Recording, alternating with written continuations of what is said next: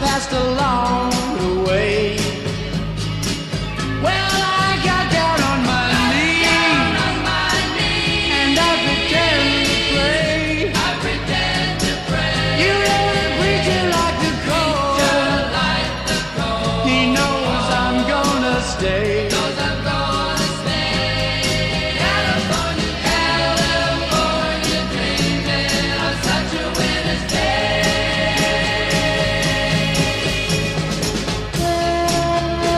I wouldn't kill him because he looked as frightened as I was. I looked at him and I saw myself. This wasn't a vicious beast, but an intelligent, gentle creature whose soul reflected my own. Please, you are my best friend, but